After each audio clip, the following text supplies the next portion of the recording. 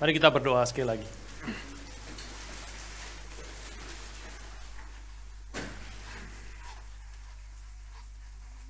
Saja kita semua buka suara bersyukur untuk setiap ayah yang Tuhan berikan kepada kita, dan juga setiap ayah yang ada di gereja ini yang Tuhan sudah pimpin menjadi teladan, bukan hanya bagi keluarga mereka, tetapi juga menjadi teladan, menjadi pemimpin daripada gereja Tuhan, menjadi ayah dari juga banyak anak-anak muda di tempat ini, dan juga anak-anak yang lain. Mari kita bersyukur bersama-sama untuk ayah yang Tuhan berikan, dan kita berdoa Tuhan yang pimpin terus setiap ayah di gereja ini, juga ayah kita yang mungkin ada di tempat yang lain. Tuhan yang pimpin dan berkati, Tuhan yang memberi kekuatan, Tuhan yang menopang akan tugas dan panggilan yang berat yang Tuhan berikan kepada seorang ayah. Tuhan memberi sukacita dan memberi akan kekuatan untuk melakukan kehendak Tuhan. Mari kita bersyukur dan berdoa bersama-sama. Tuhan Allah Bapa kami di surga, kami ingin bersyukur kepadamu untuk setiap ayah yang Tuhan berikan kepada kami di keadaan yang berbeda-beda. Setiap ayah kami yang telah memberi teladan, yang telah mengasihi dan telah membentuk kami. Dan kami juga khususnya bersyukur untuk setiap ayah yang ada di gerejamu di tempat ini, setiap teladan, setiap pemimpinan, setiap pengorbanan, setiap akan bijaksana yang Tuhan berikan, dan kekuatan untuk boleh memimpin akan setiap keluarga dan bahkan seluruh gerejamu, bersama-sama menjadi orang tua bagi anak-anak di gerejamu. Tuhan yang tolong kami semua pimpin dan berkati setiap ayah di gereja ini, sehingga kami menjadi ayah-ayah yang hidup sesuai dengan kehendak Tuhan, meneladani akan Bapa kami yang di surga, yang penuh dengan kasih, bijaksana, kekuatan, kelembutan, dan juga menjadi seorang ayah yang mendidik anak-anaknya di dalam takut akan Tuhan. Tuhan berkati dan pimpin kami semua, dan Tuhan yang menopang, sehingga di dalam segala kerumitan hati, pergumulan dari dalam jiwa seorang pria, seorang ayah, biarlah Tuhan yang memimpin, Tuhan yang mengarahkan dan memberi sukacita untuk kami boleh hidup sesuai dengan kehendak-Mu. Terima kasih Bapa. Kami saat ini juga akan membaca dan merenungkan firman-Mu. Kiranya Roh-Mu yang kudus yang menolong setiap kami mengerti akan kehendak Tuhan, sehingga benaran firman boleh terus menopang akan seluruh kehidupan kami, termasuk ayah-ayah yang ada di tempat ini. Kami menyerahkan waktu perenungan dan pemberitaan firman Tuhan ke dalam tangan Bapa kami yang di surga. Kami memohon semua ini di dalam anak-Mu yang tunggal, Tuhan kami, Yesus Kristus. Amin. Mari kita membuka Alkitab kita dari Efesus pasal yang keempat.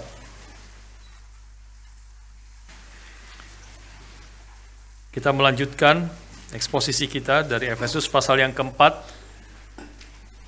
dan saya akan bacakan bagi saudara Efesus pasal 4 ayat yang ke-30 sampai 32. Efesus 4 ayat yang ke-30 sampai ke-32. Saya akan bacakan bagi saudara sekalian. Dan janganlah kamu mendukakan Roh Kudus Allah yang telah memateraikan kamu menjelang hari penyelamatan. Segala kepahitan, kegeraman, kemarahan, pertikaian, dan fitnah hendaklah dibuang dari antara kamu. Demikian pula segala kejahatan. Tetapi hendaklah kamu ramah seorang terhadap yang lain, penuh kasih mesra dan saling mengampuni, sebagaimana Allah di dalam Kristus telah mengampuni kamu.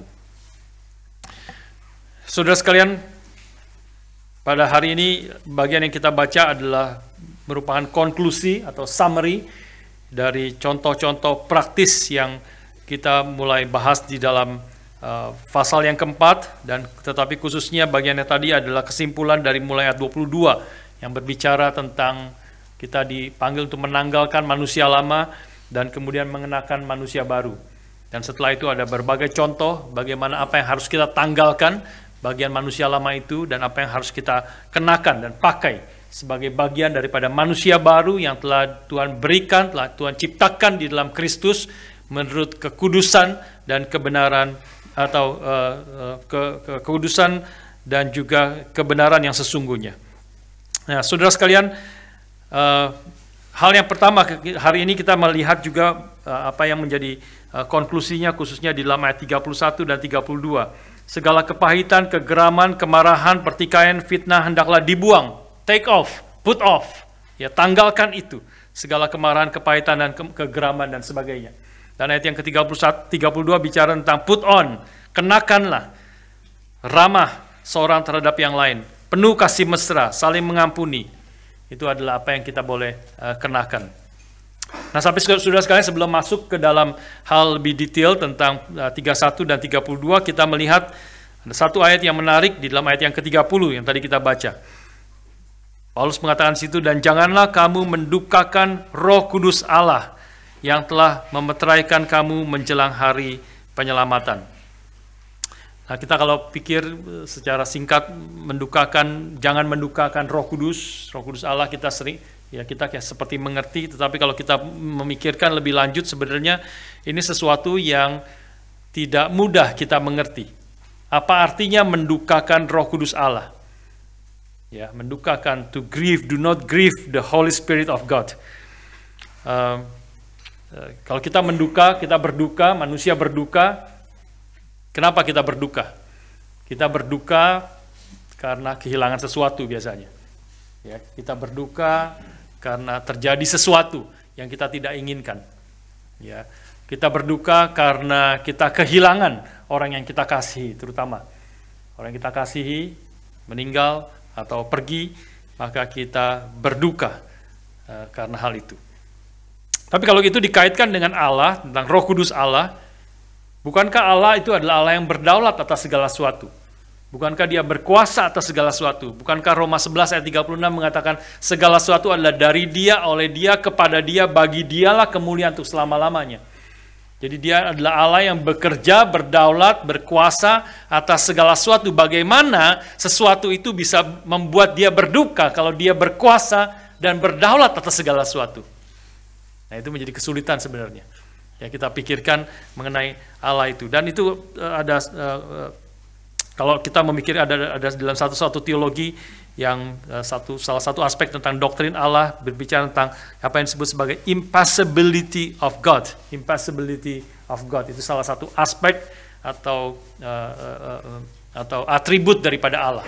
Yang pada intinya mengatakan bahwa Allah itu tidak pernah bisa menjadi victim atau korban daripada situasi, keadaan, dan apa yang terjadi di luar dirinya yang bisa mengakibatkan dia mengalami sesuatu yang dia tidak inginkan. Ya, karena dia berdaulat atas segala sesuatu. Jadi kalau dia berdaulat, tetapi bagaimana dia bisa didukakan dan berduka kepada sesuatu yang terjadi. Ya, kita tidak akan masuk ke dalam kekompleksan akan doktrin yang sederhana tetapi juga kompleks kalau kita pikirkan tentang Allah, bagaimana kita bisa mengerti Allah yang berdaulat itu, berkuasa, tetapi juga dia bisa berduka. Di sini jelas mengatakan, waktu Paulus mengatakan, janganlah kamu mendukakan Roh Kudus Allah, berarti kita bisa mendukakan Roh Kudus Allah. Ya. Sudah beberapa hal yang boleh kita pikirkan bersama-sama dari maksud dari hal ini kita di dalam kaitan apa artinya mendukakan Roh Kudus Allah, dan kemudian di dalam konteks mengerti siapa Allah sesungguhnya yang berdaulat atas segala sesuatu. Yang pertama yang kita perlu mengerti di sini, apa yang mau diajarkan adalah bahwa Roh Kudus Allah itu atau Roh Kudus adalah satu pribadi. Dia adalah satu pribadi yang memiliki kehendak, yang berinteraksi dengan kita, yang satu pribadi, ya, yang memiliki kehendak, memiliki emosi. Dia bisa bersuka cita, dia Allah yang senang, ya, bersukacita atas pekerjaannya, bersukacita atas apa yang ketaatan daripada manusia, tetapi dia juga Allah yang bisa didukakan. Artinya dia adalah satu pribadi, berbeda dengan misalnya dengan pengertian tertentu, agama tertentu yang mengerti bahwa Allah itu adalah satu energi, satu kuasa, satu power, satu energi yang tidak bersifat pribadi, yang tidak memiliki kehendak, yang tidak bisa dilawan, yang tidak bisa yang tidak berinteraksi dengan manusia. Ya, Allah kita adalah Allah Roh Kudus. Allah Roh Kudus pribadi ketiga dari Allah Tritunggal, seperti Allah Bapa dan juga Allah Anak, adalah satu pribadi yang memiliki kehendak, yang bisa marah, yang kita sudah membahas sebelumnya. Dan dia bisa bersukacita dan memiliki rencana dan kehendak bagi hidup manusia. Nah, ini kita harus hal yang pertama yang kita pahami waktu bicara tentang bagaimana kita jangan mendukakan Roh Kudus Allah, dan kita tidak mau mendukakan Roh Kudus Allah. Ini perintah di sini adalah biarlah kita jangan mendukakan Roh Kudus Allah itu, karena dia adalah satu pribadi yang berkehendak, yang memiliki hati, yang satu pribadi yang tentu dia super pribadi, ya, tidak seperti kita. Kita semua adalah diciptakan menurut gambar dan rupa Allah. Artinya kita juga memiliki, kita diciptakan sebagai satu pribadi yang memiliki kehendak, ya, seperti Allah yang memiliki kehendak. Itu hal yang kedua yang kita boleh pikirkan, bahwa manusia itu tidak diciptakan sebagai robot. Bahwa manusia itu yang khususnya waktu bicara tentang kita yang telah diselamatkan di dalam Kristus, maka kita juga memiliki pilihan. Allah memiliki pilihan, dia juga bertindak, berkehendak, dia ada yang harus dia menginginkan ini dan tidak menginginkan yang lain. Dia menginginkan kita hidup kudus, melakukan kehendaknya, dia tidak menginginkan kita melawan dia dan hidup di dalam dosa dan sebagainya. Manusia juga diciptakan menurut gambar dan rupa Allah, memiliki, khususnya setelah kita ditebus daripada dosa dan kesalahan kita, dijadikan manusia yang baru, maka kita memiliki pilihan untuk taat atau tidak taat kepada Tuhan, dan khususnya kepada Roh Kudus. Dan ketidaktaatan inilah yang akhirnya mendukakan akan Roh Kudus. Ya, ketidaktaatan kita, segala perintah yang sebelumnya, ya, kita diperintahkan untuk menanggalkan manusia lama dengan segala dusta, dengan segala kemarahannya, dengan segala pembohongannya, kebohongannya dan sebagainya yang sudah ditanggalkan. Itu adalah hal-hal yang mendukakan akan Roh Kudus. Tapi di sisi lain, seperti tadi kita pikirkan, di dalam kerangka yang lebih besar, maka kita perlu mengerti bahwa Allah itu adalah Allah yang berdaulat atas segala sesuatu. Sehingga bahkan ketidaktaatan manusia yang meskipun mendukakan hati Allah, Roh Kudus, itu ultimately akan menggenapi rencana daripada Allah itu. Kita melihat misalnya di dalam Kisah Para Rasul 2 ayat yang ke-23, boleh dimunculkan. Kisah 2 ayat 23. Ini bicara tentang Kristus, kematian Kristus, khotbah Petrus di dalam hari Pentakosta. Dia mengatakan dia yang diserahkan Allah, Kristus yang diserahkan Allah menurut maksud dan rencananya telah kamu orang-orang Yahudi salibkan dan kamu bunuh oleh tangan bangsa-bangsa durhaka, melalui tangan orang-orang Romawi, tentara Romawi. This Jesus delivered up according to the definite plan and foreknowledge of God. Jadi Tuhan Yesus adalah Tuhan yang mati, disalibkan di dalam rencana kekal Allah. Tetapi dikatakan you, orang Yahudi, crucified and killed by the hands of the lawless man. Kau telah membunuh, kau telah menyalibkan Yesus dari tangan-tangan orang yang melawan Allah.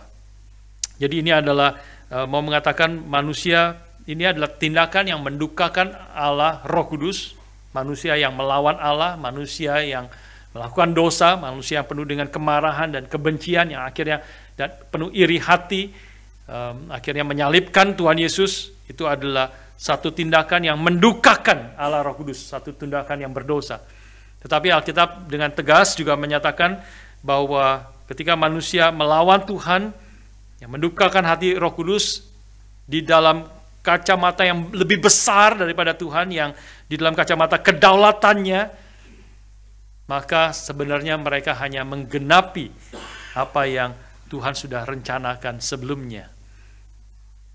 Kristus diserahkan memang menurut maksud dan rencana Allah yang kekal, according to the definite and foreknowledge of God. Saudara sekalian, karena itu kita perlu mengerti di sini bahwa Tuhan adalah Tuhan yang meskipun ada tindakan-tindakan manusia yang melawan Dia, yang mendukakan hati Dia, itu adalah artinya Tuhan itu tetap di dalam kerangka besar Tuhan yang berdaulat. Itu Tuhan mengizinkan itu terjadi di dalam kehidupan manusia yang mendukakan hati Dia. Nah, ini sesuatu yang memang tidak mudah kita mengerti. Salah satu contoh yang kita bisa saya pikirkan, ya, kita bisa mengerti meskipun tidak sempurna. Semua contoh di dalam hidup manusia itu tidak bisa secara sempurna kita mengerti tentang siapakah Allah itu yang terjadi di dalam hati dan pikiran daripada Allah. Misalnya kita, yaitu dalam konteks Hari Ayah, kita ayah-ayah, saya teringat bagaimana anak-anak saya juga dari kecil, saya yang melatih mereka untuk naik sepeda. Ya, saya percaya banyak ayah-ayah di sini juga yang melatih anak-anak naik sepeda, mulai dari sepeda roda 4, ya, kemudian mungkin roda 3, paling kecil roda 3, kemudian akhirnya roda 4, ada penyeimbang, dan akhirnya mulai roda 2, dilepas 2 roda di kiri dan kanan itu. Dan kita pegang jalan, dan mereka jalan mulai mencoba menyeimbangkan sepeda itu. Dan kita tahu sebagai ayah pada waktu kita melatih anak-anak kita, saya percaya tidak ada orang yang naik sepeda yang tidak pernah tidak jatuh. Ya, pasti semua pernah jatuh dari naik sepeda. Dan kita tahu pada waktu kita melatih anak kita untuk naik sepeda, khususnya roda 2, pasti satu hari mereka jatuh. Atau awal-awalnya pasti ada waktu jatuhnya, ya, pada waktu mereka latihan. Tapi tetap kita latih, ya, kita latih bukan supaya anak kita jatuh, kita latih supaya justru mereka bisa naik sepeda. Tetapi kita tahu pada saat yang sama, waktu kita latih, mereka most likely akan jatuh, hampir pasti mereka akan jatuh berdarah, jatuh mungkin giginya bisa copot, ya, dan sebagainya. Ya, kita tidak mau mereka jatuh, tapi sekaligus kita tahu bahwa mereka pasti jatuh. Dan kita tetap melatih mereka untuk naik sepeda, ya, mendidik mereka. Kira-kira seperti itu, ya, kira-kira seperti itu. Meskipun kita tahu tentu Tuhan mampu, Dia berdaulat atas segala sesuatu, Dia mampu untuk menjaga segala sesuatu terjadi sesuai dengan kehendak-Nya. Tetapi sekali lagi, tadi yang saya katakan, Tuhan tidak menciptakan manusia sebagai robot. Tuhan sebagai satu pribadi, Dia berinteraksi dengan kita sebagai satu pribadi yang juga memiliki kehendak, yang bisa melawan Dia, ya. Kecuali Tuhan ingin, ya, Tuhan ciptakan sebagai robot, kita taat, semuanya taat, tidak bisa tidak taat. Bisa Tuhan ciptakan itu, tetapi Tuhan tidak menciptakan kita seperti itu, karena Tuhan menciptakan kita menurut gambar dan rupa Allah, yang berkehendak sebagai satu pribadi, yang bisa melawan Dia, tetapi Tuhan ingin kita taat kepada Dia. Dan tetapi Tuhan tahu resikonya. Mulai dari pertama Adam dan Hawa bisa melawan Dia, dan nanti kita setelah kita ditebus oleh Kristus menjadi manusia baru, kita tetap bisa juga tidak taat kepada Dia. Dan hal itu mendukakan hati Roh Kudus. Tetapi Dia adalah Allah yang berdaulat atas segala sesuatu. Sehingga ketaatan kita tidak seperti manusia, jatuh, ya, kita tidak bisa berbuat apa-apa, kita paling kasih perban, kasih obat merah, betadin. Tetapi Allah yang berdaulat atas segala sesuatu, ketika manusia melawan Dia, ketika manusia tidak taat kepada Dia, di dalam satu sisi memang itu mendukakan hati Roh Kudus Allah, tetapi di sisi lain sebagai Allah yang berdaulat, ketidaktaatan manusia, pemberontakan manusia yang Tuhan izinkan terjadi, ultimately Tuhan bekerja juga di situ untuk mencapai kehendak Dia yang berdaulat itu, untuk menggenapi rencana keselamatannya. Satu kalimat yang Yusuf sangat mengerti itu. Ketika dia mengatakan kepada saudara-saudaranya, engkau memang mereka-rekakan yang jahat kepadaku. Tetapi Allah mereka-rekakannya untuk kebaikan. Engkau merencanakan yang jahat, engkau menjual aku, engkau hampir membunuh aku. Tetapi engkau menjual aku sehingga aku menjadi budak selama berapa tahun. Tetapi semua peristiwa itu di dalam kedaulatan Allah, Allah memakai di situ, Allah bekerja di situ untuk mendatangkan kebaikan bagi umatnya, yaitu untuk menyelamatkan satu bangsa. Di sini kita perlu mengerti, ya. Di satu sisi dia adalah Allah yang memang bisa didukakan, tetapi sisi lain dia adalah Allah yang juga bisa bekerja di dalam ketidaktaatan manusia untuk kemuliaan namanya. Implikasi yang kedua juga kita bisa mengerti bahwa apapun yang kita kerjakan, kalau kita melawan Tuhan, yang hancur adalah diri kita sendiri. Kita tidak pernah betul-betul dalam arti yang sesungguhnya melawan Tuhan. Bagaimana kita bisa melawan Tuhan? Bagaimana manusia yang kecil, yang begitu kecil sekali, bisa melawan Tuhan pencipta segala sesuatu. Ya, kita manusia yang begitu kecil, begitu terbatas, waktu kita begitu terbatas. Bagaimana bisa melawan Tuhan, pencipta segala sesuatu. Dalam arti yang sesungguhnya, kita tidak pernah bisa melawan Tuhan, kecuali yang kita bisa lakukan hanyalah hancur. Ketika Alkitab bicara tentang dia adalah batu karang yang besar, yang kokoh itu. Dan setiap orang yang jatuh kepadanya akan hancur.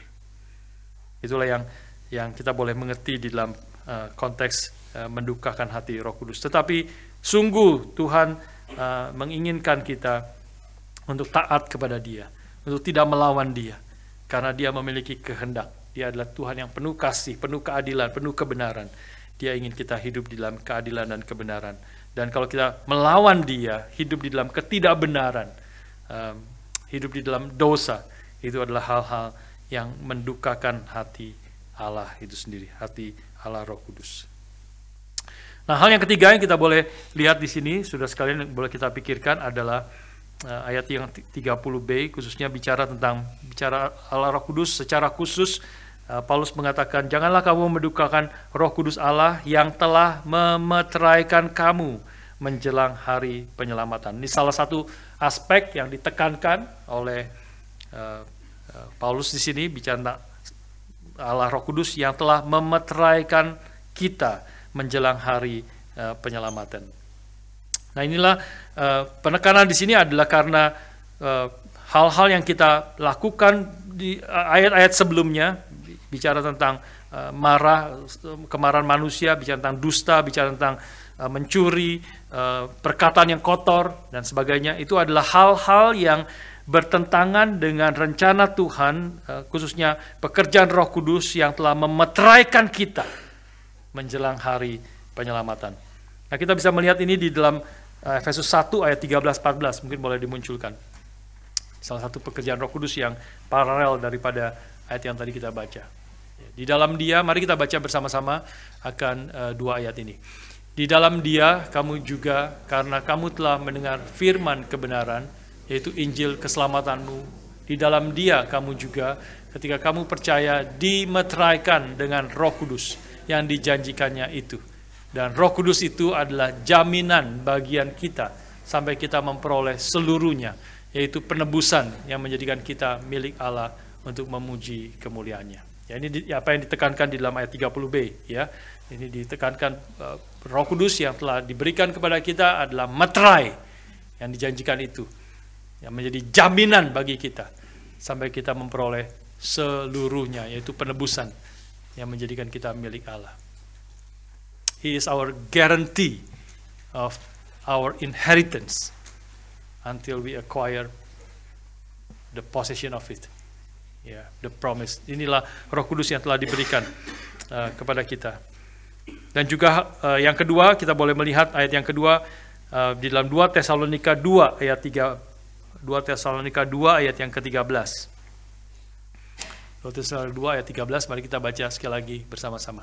Akan tetapi kami harus selalu mengucap syukur kepada Allah karena kamu, saudara-saudara yang dikasihi Tuhan. Sebab Allah dari mulanya telah memilih kamu untuk diselamatkan di dalam roh yang menguduskan kamu dan dalam kebenaran yang kamu percayai. Jadi aspek daripada Roh Kudus yang ditekankan di sini adalah dia adalah telah memeteraikan kita menjelang hari penyelamatan. Dia garanti, dia kuduskan kita, dan dia terus akan memelihara kita, mengkuduskan kita. Ya, through sanctification by the Spirit and the belief in the truth. Jadi kita adalah milik Tuhan. Tuhan ingin kita hidup kudus, hidup berkenan kepada Dia, dan Roh Kudus akan terus bekerja. Dia pertama telah diberikan kepada kita, dan Dia akan terus bekerja di dalam hati kita untuk mengkuduskan kita through the sanctification. Sekali lagi munculkan ayat itu. Melalui kita dikuduskan. Ya, bicara tentang sanctification berarti kita ada proses pengudusan. Kita semakin hari semakin serupa dengan Kristus sampai satu hari ketika Kristus datang kedua kali, atau ketika kita mati dan bertemu dengan Kristus, maka proses pengudusan itu selesai dan kita boleh bertemu muka dengan Allah. Kita boleh diubahkan menjadi serupa dengan Tuhan kita Yesus Kristus. Nah, inilah aspek yang ditekankan Paulus di dalam ayat yang ke-30, khususnya 30b, bicara tentang janganlah kamu mendukakan Roh Kudus Allah, karena Dia telah memeteraikan kita menjelang hari penghakiman itu. Kalau engkau melakukan tindakan-tindakan sebelumnya sudah dikatakan, maka engkau melawan akan pekerjaan Roh Kudus yang telah memeteraikan kita, yang Dia akan terus mengkuduskan kita. Tapi kalau engkau melawan itu, engkau melawan pekerjaan daripada Roh Kudus, engkau mendukakan akan Roh Kudus Allah itu sendiri. Ini hal yang ketiga yang kita boleh pikirkan bersama. Sekarang kita masuk ke dalam ayat 31 dan 32 bicara tentang putting off dan putting on, ya, menanggalkan. Apa yang perlu ditanggalkan? Yaitu segala kepahitan, kegeraman, kemarahan, pertikaian dan fitnah hendaklah dibuang dari antara kamu, demikian pula segala kejahatan. Nah, kita pikirkan ayat-ayat kata-kata ini, ya, ada list, ada banyak pahitan, kegeraman, kemarahan. Kita perlu memikirkan bedanya apa, maksudnya apa, ya. Kita jangan langsung baca secara cepat, tapi kita perlu memikirkan paling sedikit apakah ada pattern, ada maksud daripada Paulus membagikan berbagai macam istilah ini, ya, segala kepahitan, kegeraman, kemarahan. Kita bisa melihat misalnya tiga hal yang pertama itu, paling sedikit ya kita bisa melihat secara singkat. Kepahitan, kegeraman, kemarahan. NIV mengatakan apa? Bitterness, rage, and anger. Nah, itulah sesuatu yang ada di dalam, mungkin lebih kepada internal, di dalam hati kita, di dalam jiwa kita, yaitu kepahitan, kegeraman, kemarahan. Ini belum sesuatu yang muncul keluar, tapi ada sesuatu di dalam hati kita, ada rasa hati yang pahit, ada kegeraman, ada kemarahan di dalam hati kita, sesuatu yang internal. Sekarang kemudian selanjutnya adalah pertikaian. Nah, pertikaian mulai muncul. Sekarang pertikaian itu di dalam bahasa Yunaninya boleh dikatakan shouting match. Ini adalah berteriak satu dengan yang lain. Makin kencang, berantem, bertikai. Ya, bertikai dengan mulut. Bertengkar. Ya, itulah yang terjadi. Dan fitnah, kita tahu fitnah apa ya? False accusation. Jadi menuduh orang, itu adalah sesuatu yang juga sudah keluar di dalam perkataan, melalui perkataan kita. Biarlah itu semua juga boleh dibuang, tanggalkan akan itu semua juga dengan segala kejahatan. Misalnya Amsal 29 ayat 22 boleh dimunculkan. Ini boleh menjadi salah satu kesimpulan daripada ayat ini. Si pemarah menimbulkan pertengkaran dan orang yang lekas gusar banyak pelanggarannya, ya, dengan segala kejahatan. Itu mungkin juga bicara tentang banyaknya pelanggaran. A man of wrath stirs up strife, and one given to anger causes much transgression. Dengan segala kejahatan, ya, banyak pelanggaran. Itulah yang dibuang, tinggalkan segala kemarahan dan kejahatan. Sudah pernah berpikir mengapa orang itu kalau lagi bertengkar itu suaranya jadi keras. Ya, padahal dekat duduknya, berdirinya dekat, ya, satu meja atau dekat sekali, tapi ngomongnya kencang, makin kencang. Berhenti ya, jangan lagi kamu ngomong gitu, ya. Atau apa, kamu memang ini dan sebagainya. Ya, sudah pernah pikir kenapa perlu suaranya kencang-kencang, padahal duduknya dekatan. Sedangkan kekasih yang juga duduknya dekatan, ngomongnya pelan-pelan, bahkan berbisik. Ya, berbisik, duduknya memang dekat. Berbisik sudah dengar sebenarnya, sudah dengar. Tapi kalau lagi berantem, ya lagi bertengkar, maka suaranya makin keras, dia makin keras, dia makin keras, makin keras lagi. Ya. Banyak suami-suami, ibu-ibu senyum-senyum. Pengalaman ya saudara ya. Berantem pasti suaranya keras. Ada suara yang mengatakan, kenapa orang yang berantem meskipun duduknya dekat, berdirinya dekat, suaranya keras-keras sekali, kencang-kencang. Karena meskipun secara fisik dekat, tapi hatinya tuh jauh. Hatinya jauh. Jadi kalau hati jauh seperti tidak dengar, tidak didengar. Seperti tidak didengar. Jadi harus kencang suaranya. Nggak ada orang marah. Ngomongnya lembut-lembut, nggak ada. Ya, nggak ada. Ya, kalau orang yang tidak bisa marah, ya seperti istri saya orangnya tidak bisa marah. Dia kalau lagi berantem, ya bisanya nangis. Nangis. Sudah nangis saja. Ya. Tapi biasanya kita keras suaranya. Makin keras. Ya. Karena ya itu hatinya jauh. Jauh hatinya.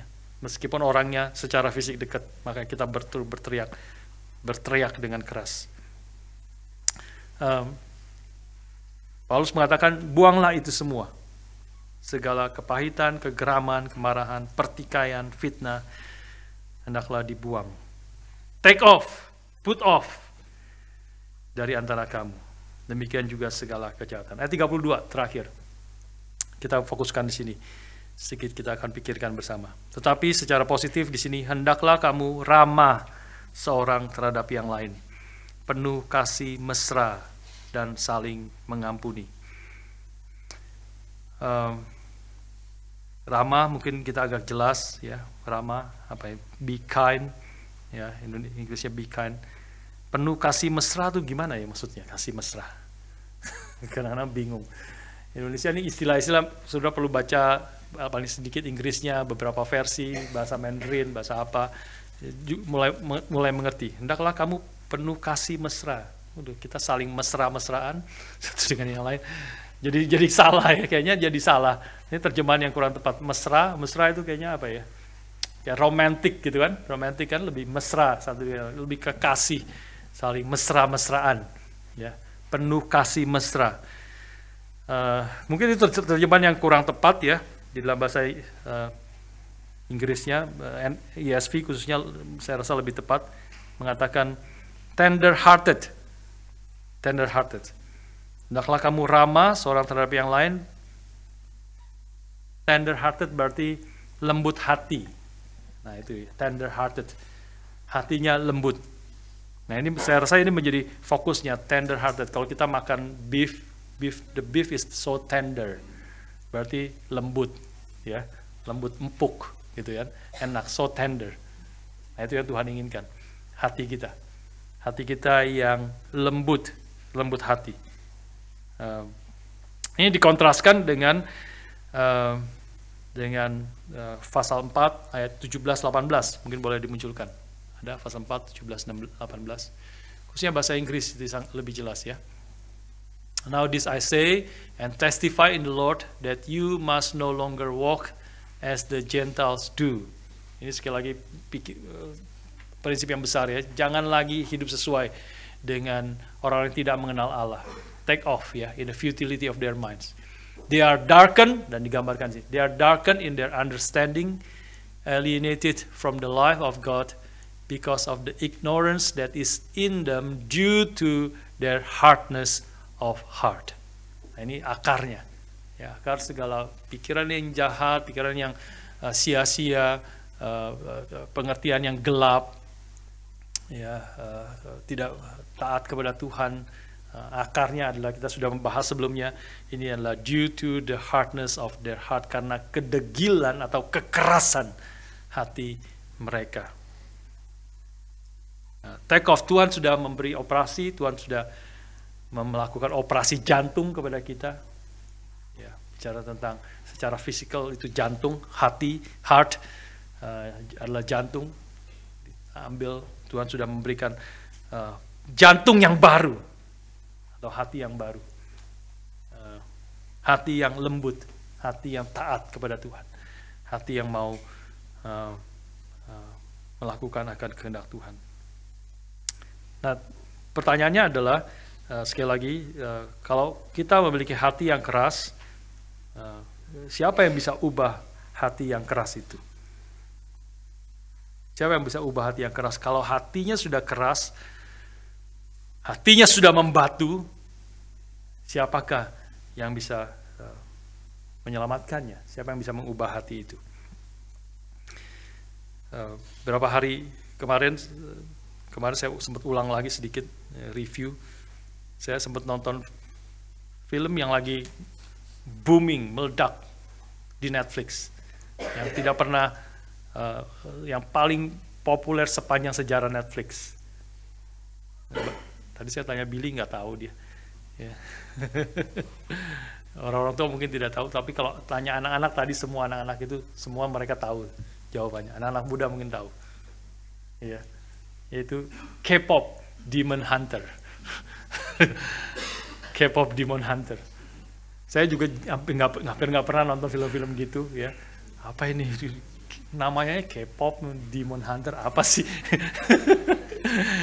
Tapi anak saya bilang, "Pa, you should watch this movie. You should watch this movie. I think you have to watch this movie." Ya. Oke, kenapa sih? Kenapa? Ya, nonton lah. Wah, saya baca reviewnya, ini luar biasa, meledak. Sepanjang sejarah Netflix. Ini paling banyak yang nonton, berapa ratus juta atau apa, nggak tahu lah, gitu ya.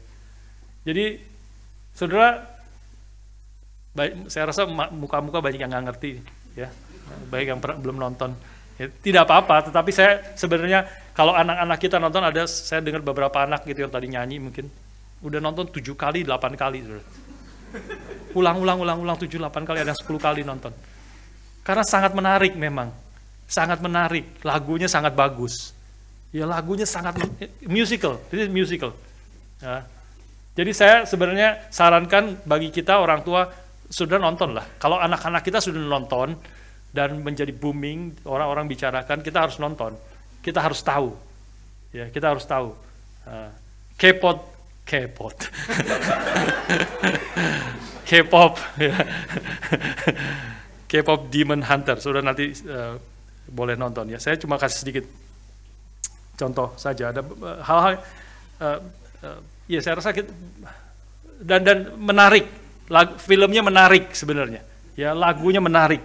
Ya, lagunya bagus, harmoninya dan sebagainya bagus. Dan yang lebih pentingnya, film ini menceritakan the religious-nya sangat kuat sebenarnya. Film ini demon, betul-betul demon, tapi bukan darah-darah bunuh apa, enggak. Ini kartun, ya kan, animasi. Jadi saudara, ini yaitu kita kayak gitu-gitu perlu nonton dan mengerti, dan ada idol, mereka bicara tentang idol, dan puncak cerita itu adalah mereka ada pertandingan idol worship begitu. Dan musuhnya adalah I am the idol. Berhala, bicara tentang berhala. Tentu ini bukan film Kristen, saudara ya. Itu bukan film Kristen.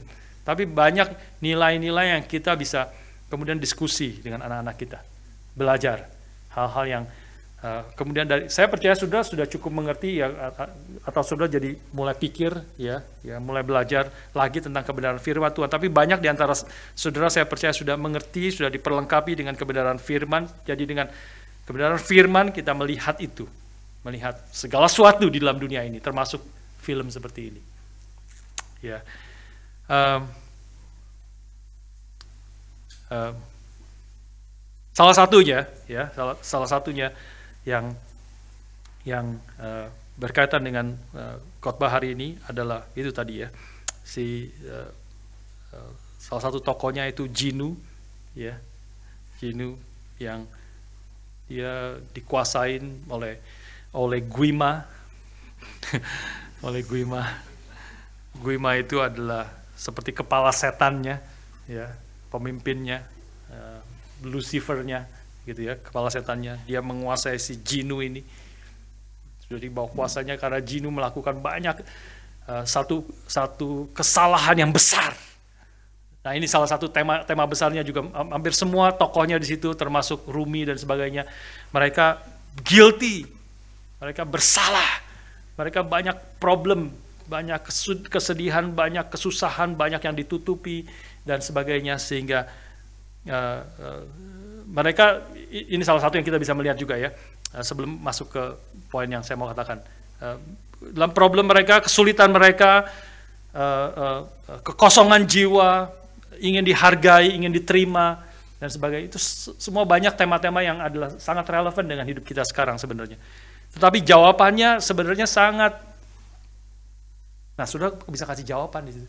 Jawabannya apa? Saya kemarin sempat ngobrol sedikit dengan anak saya. Jawabannya apa sih sebenarnya film itu? Mereka kesulitan bergumulan, jawabannya apa? Solusinya apa? Dia juga nggak tahu ya solusinya apa ya sebenarnya. Saya jadi ulang lagi, semalam saya nonton lagi, saudara. Bagian situnya saja, bagian terakhir kayak 15 menit terakhir. Saya lihat lagi, solusinya apa sebenarnya? Solusinya adalah mereka terima. Aku tidak lagi mau menutup-nutupi. Dia karena si Rumi itu adalah setengah demon. Ya, setengah demon. Ayahnya manusia, ibunya demon atau apa gitu. Dia setengah demon, matanya separuh demon, separuh manusia. Ya, jadi dia sekarang aku tidak mau tutupin lagi, karena seumur hidup dia sampai dia dewasa dia menutup dirinya, menutup supaya orang tidak tahu bahwa dia adalah manusia, dia bukan demon. Tapi sekarang solusinya adalah aku tidak mau tutupin lagi. Aku adalah aku, sebagaimana aku. Bagaimana itu adalah solusi? Sudah harus tanya. Bagaimana itu adalah solusi? Kamu rusak, kamu jahat. Memang saya jahat orangnya. Jadi mau apa? Bukan solusi, bukan?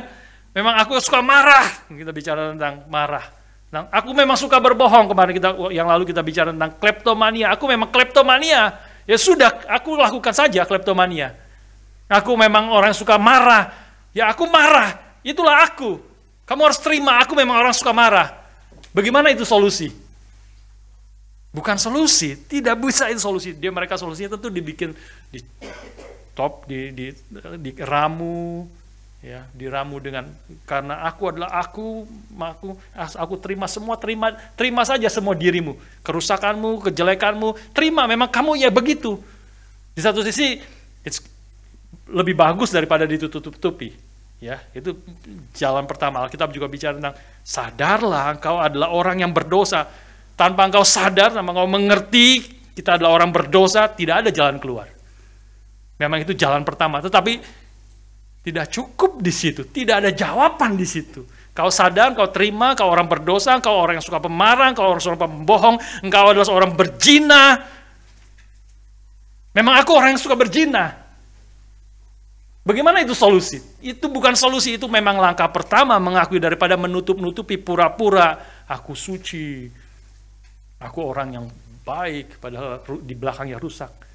Aku memang orang yang itu awalnya itu menutup-nutupi. Tentu itu lebih parah daripada mengatakan apa adanya. Tuhan paling marah kepada orang-orang Farisi, orang ahli Taurat. Yang munafik, itulah munafik. Nah, itu bahayanya melawan kekristenan, bahayanya di situ kalau berhenti. Kalau kemudian mengatakan orang-orang Kristen dan sebagainya juga munafik, tidak, Alkitab justru sangat condemn kemunafikan. Tuhan Yesus paling marah kepada orang-orang munafik, orang-orang yang berbaju agama, yang seperti kudus, seperti mulia, seperti agung, tetapi dalamnya rusak tulang belulang, tidak benar. Tuhan paling marah dan mengatakan hal yang paling keras kepada para pemimpin agama yang seperti demikian. Tetapi langkah yang kedua memang, kalau nggak begitu gimana? Kalau gitu buka saja, kamu terima saja apa adanya. Tapi begitu dibuka apa adanya, maka yang ada adalah kerusakan, maka yang ada adalah kekosongan, maka yang ada adalah kemarahan, kejahatan. Terus bagaimana itu solusi? Itu belum solusi, itu memang langkah pertama. Tapi bagi film itu itu selesai. Solusinya di situ. Oke, sama-sama kita sekarang terima semua kebobrokan kita, kerusakan kita. Kita memang tidak sempurna semuanya. Marilah kita terima sama-sama. Selesai di situ. Dan nyanyilah. Gitu. Nyanyilah. Melawan demonnya dilawan dengan nyanyian. Selesai. Tidak ada jawaban. Itu bukan jawaban. Saudara harus mengajarkan anak-anak, bagaimana kau terima? Memang betul, lebih baik jujur daripada menutup-nutupi. Tetapi jujur tidak cukup jujur. Kita waktu sadar kau salah, kau berdosa, kau bobrok, kau harus berseru kepada Tuhan. Nah, di sini justru pertanyaan salah satu film itu, di sini poin kedua terakhir, tidak panjang lagi ya. Si Guima itu, kepala setan itu mengatakan kepada Jinu yang sudah bersalah, berdosa, bagaimana kamu bisa berubah? Kamu memang begitu. Kamu sudah bersalah. Kamu melakukan kejahatan yang besar. Dia meninggalkan keluarganya. Dia pesta pora, dia senang. Tetapi dia meninggalkan keluarganya untuk dibunuh, disiksa. Dia guilty, terus guilty. Tidak habis-habis. Karena dia meninggalkan orang-orang yang dia kasihi itu. Dan dia untuk menyelamatkan diri sendiri. Dan si Guima mengatakan, setan itu mengatakan kepada Jinu, itulah yang kamu lakukan. Bagaimana kamu bisa mengubah realita itu? Bagaimana kamu bisa mengubah fakta itu? Itulah kamu. Karena memang itu yang sudah dia lakukan. Tidak ada jalan keluar. Tidak ada jalan keluar. Memang tidak ada jalan keluar. Bagaimana kita bisa mengubah hati yang keras? Problemnya bukan perbuatan kita. Kalau hanya perbuatan kita, kita bisa berubah, berusaha, berjuang dengan kekuatan kita, berubah melakukan apa yang baik. Tapi problemnya bukan dalam perbuatan kita. Perbuatannya adalah diri kita. Hatinya yang keras. Problemnya bukan dalam buahnya saja. Buahnya problem, perbuatannya problem, tapi bukan hanya di situ, yang jauh lebih dalam. Problemnya dalam hati, di dalam pohonnya. Pohonnya sudah rusak sampai ke akar-akarnya. Rusak, poisonous. Bagaimana bisa diselamatkan? Bagaimana bisa berubah? Bagaimana pohon yang sudah rusak itu bisa menghasilkan buah yang baik? Tidak bisa. Betul. Yang Guima katakan betul, tidak bisa. Tapi jawabannya bukan terima saja kalau gitu. Bukan. Tidak bisa. Jawabannya adalah berseru kepada Tuhan. Minta belas kasihan daripada Tuhan. Minta belas kasihan kepada Tuhan. Dan kalau kita boleh minta belas kasihan kepada Tuhan, itu Tuhan yang bekerja. Inilah perintahnya. Ayat yang ke-32 itu bicara, tetapi hendaklah kamu ramah seorang yang lain. Lembut hati. Ini bukan pertama-tama bicara untuk kita melakukan sesuatu, tetapi ini perintah untuk kita menjadi sesuatu. Be kind and be tender-hearted. Be forgiving. Bukan bicara tentang apa yang kita lakukan pertama-tama, tapi bicara tentang menjadi orang seperti itu. Ya, menjadi orang yang ramah, menjadi orang yang lembut hati, menjadi orang yang mengampuni. Pertanyaannya bagaimana bisa? Jawabannya adalah kalimat terakhir. Sebagaimana Allah di dalam Kristus telah mengampuni kamu. That is the answer. Jawabannya adalah sekali lagi kepada Injil Yesus Kristus. Sudah ingat perkataan Tim Keller, Injil itu bukan hanya untuk orang-orang Kristen yang baru. Bukan ABC orang Kristen, tetapi A sampai Z-nya orang Kristen. Seluruh hidup kita hanya makin mengerti, mendalam, makin sadar pentingnya Injil Yesus Kristus. Dengan jawabannya bagaimana kita bisa mengubah hati kita dengan menyadari, menerima, dan diubahkan pada akar jantung hati kita, jantung diri kita, at the core of our being, kita diubahkan melalui Injil Yesus Kristus. Ketika kita mengerti, ketika kita memandang kepada salib Kristus, kita menyadari berapa bobroknya kita, berapa rusaknya kita, berapa berdosanya kita, tapi sekaligus berapa besar anugerah Tuhan, berapa besar kasih Tuhan. Ketika minggu lalu saya mengatakan, ketika kita menyadari hutangmu yang 60 juta dinar itu sudah diampuni, maka kita ada kekuatan, kita diubahkan hati kita, sehingga kita mendapat kekuatan untuk bisa mengampuni orang yang berhutang 300 dinar kepada kita. Injil itulah, Injil Yesus Kristuslah yang mengubah hati kita dan memberi hidup yang baru. Saya tutup dengan satu ayat, Kolose 2 ayat 13 sampai 14. Lompat ya, Kolose 2 13-14. Mari kita baca bersama-sama. Kamu juga meskipun dahulu mati oleh pelanggaranmu dan oleh karena tidak disunat secara lahiriah, telah dihidupkan Allah bersama-sama dengan Dia sesudah Ia mengampuni segala pelanggaran kita. Hapuskan surat hutang yang oleh ketentuan-ketentuan hukum mendakwa, mengancam kita. Dan itu ditiadakannya dengan melakukannya pada kayu salib. Ketika kita mengerti, menerima apa yang Kristus telah kerjakan, hutang kita panjang. Bagaimana hutangnya bisa Dia hapus? Kita tidak bisa bayar. Hidup berkali-kali pun, berapa ribu kali pun tidak bisa bayar. Hutangnya 60 juta dinar. Bagaimana? Melihat salib Kristus, mengerti apa yang Tuhan telah kerjakan bagi kita, dan kita menerima, percaya itu. Because on the cross, He cancelled the record of debt that stood against us with its legal demands. Memang bersalah, memang patut dihukum mati karena kesalahan kita, dosa begitu panjang. Tapi Tuhan telah memakukan hutang dosa itu. The record of sin yang panjang dipaku di atas kayu salib. This He set aside, nailing it to the cross. Menyadari Tuhan yang telah mengampuni kita oleh kematian anaknya yang tunggal, Yesus Kristus. Dia telah mati mengganti kita.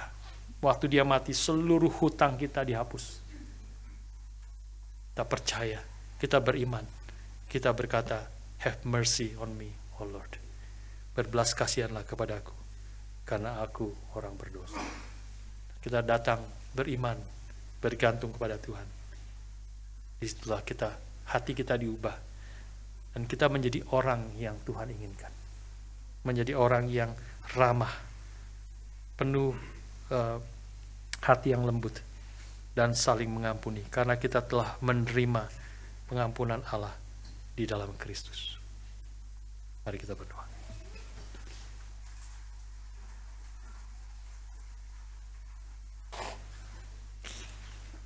Bapa, terima kasih.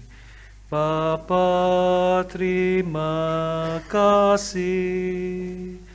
Bapa di dalam surga, puji terima kasih. Mari berdiri bersama-sama.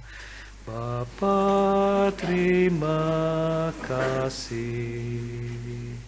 Bapa, terima kasih.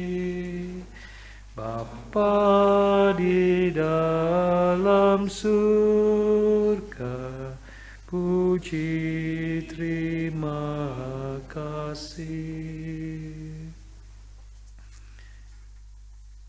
Tuhan, kebenaran yang sering kami dengar, tapi sekali lagi, kebenaran Injil Yesus Kristus itu biarlah meneguhkan iman kami. Kalau ada di antara kami yang belum pernah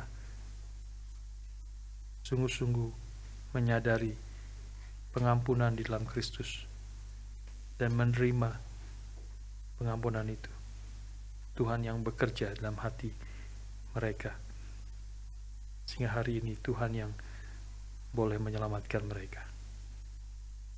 Bapa di surga, pimpin kami semua, biarlah Injil Yesus Kristus pengampunan yang kami telah terima dalam Kristus, yang telah mengubah hati kami, sekali lagi memberi kekuatan kepada kami, untuk kami menjadi orang-orang yang penuh dengan kasih, ramah satu dengan yang lain, lembut hati, dan saling mengampuni, sebagaimana Engkau telah mengampuni kami di dalam Kristus. Berkati kami dan pimpinlah setiap kami. Dalam nama Tuhan kami Yesus Kristus, kami bersyukur, kami berdoa. Amin.